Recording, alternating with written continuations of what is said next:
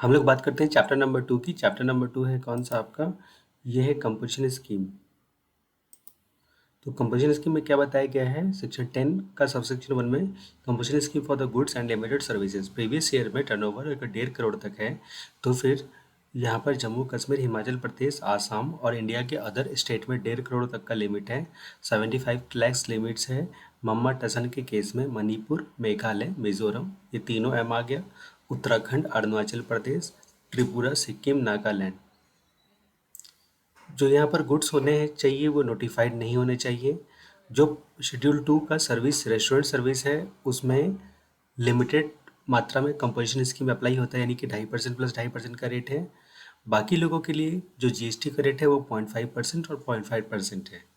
यहाँ पर जो गुड्स का सप्लाई के अलावा कोई भी सप्लाई पे कंपोजिशन स्कीम नहीं मिलता है, लेकिन अगर प्रीवियस ईयर का टर्नओवर 10% और 5 लैक्स विचएवर इज हायर से अधिक अदर सर्विसेज दिया जा सकता है। ठीक है, मैक्सिमम लिमिट क्या है? प्रीवियस फाइनेंशियल ईयर का टर्नओवर और 10% और 5 lakhs whichever is higher. Section 10(2)(a) बोलता है सर्विस प्रोवाइडर के लिए कंपोजिशन स्कीम की तरह एक स्कीम है, कंसेशनल स्कीम इसको बोल सकते हैं।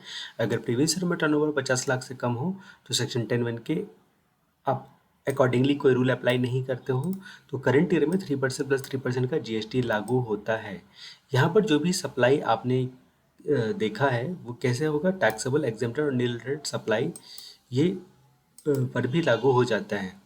अब टर्नओवर की कैलकुलेशन यहाँ पे कैसे करते हैं स्कीम के लिए, कंपोजिशन स्कीम के लिए? तो सारे टर्नओवर लेते हैं 2/6 के हिसाब से ऑल इंडिया बेसिस पर। ठीक है, जो हमने जो भी टर्नओवर की बात करी एग्जम्पशन का जो लिमिट है उसको कैलकुलेट करने के लिए, लेकिन एग्जम्पशन लेने के लिए, लिमिट को कैलकुलेट करने के लिए नहीं, एग्जम्पशन लेने के लिए जैसे 2.5%, 2.5%, 0.5%, 0.5% की बात हो रही थी, 3% प्लस 3%।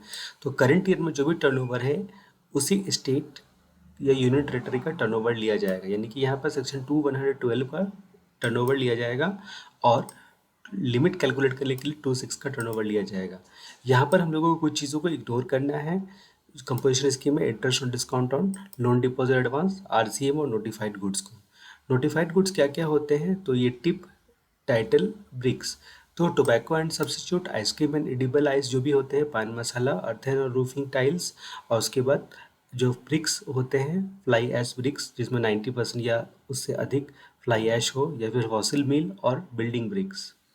10(3) स्कीम से बाहर निकलना। करंट ईयर में टर्नओवर लिमिट अगर अधिक हो जाता है या फिर जो अपना लिमिट था लास्ट ईयर का 10% और 5 लैक्स विच एवर हायर से सप्लाई अधिक हो जाता है, या फिर वॉल्ट्री ऑप्ट आउट करना चाहते हो तो CMP 04 में 7 दिनों के अंदर में गवर्नमेंट को आपको सूचना देना पड़ेगा।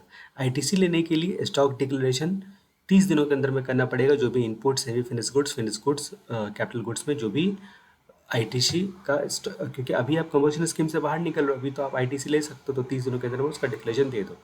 Condition for composition scheme. Composition scheme लागू नहीं होता है अगर casual taxable person, non resident taxable person आप हो, या नॉन टैक्सेबल सप्लाई करते हो, इंटरेस्टेड आउटवर्ड सप्लाई करते हो, इको के माध्यम से सप्लाई करते हो, या नोटिफाइड गुड्स वही वो टिप वाला जो था। ठीक है, इको के लिए विशेष शर्तें। No interstate supply, eco द्वारा TCS कलेक्ट किया जाएगा, GSTR 8 में रिपोर्ट होगा। अदर नियम क्या क्या होगा? 10(4) का कंबशन डीलर को ITC नहीं मिलेगा, केवल बिल ऑफ सप्लाई जारी कर सकता है, इनवॉइस जारी नहीं कर सकता है। इनवॉइस पर कंबशन डीलर साफ साफ लिखा रहेगा not eligible for ITC, rule 5 बोलता है ऐसा। एक पैन पर यदि एक प्लेस ऑफ बिजनेस इनएलिजिबल हो गया, एक भी इनएलिजिबल हो गया तो प्लेस ऑफ बिजनेस पूरा का पूरा इनएलिजिबल माना जाएगा। RCM पर रेगुलर रेट से टैक्स देना पड़ेगा। RCM पर आपको कंपोजिशन स्कीम वाला रेट नहीं लगेगा।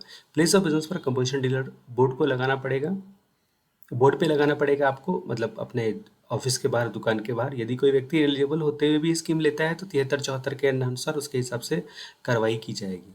नए रजिस्ट्रेशन के टाइम में आप ये ऑप्ट कर सकते हो कंपोजिशन स्कीम, और पहले से रजिस्ट्रेशन है तो CMP 02 द्वारा फाइनेंशियल ईयर समाप्त होने से पहले आप ये ऑप्शन चूज कर सकते हो।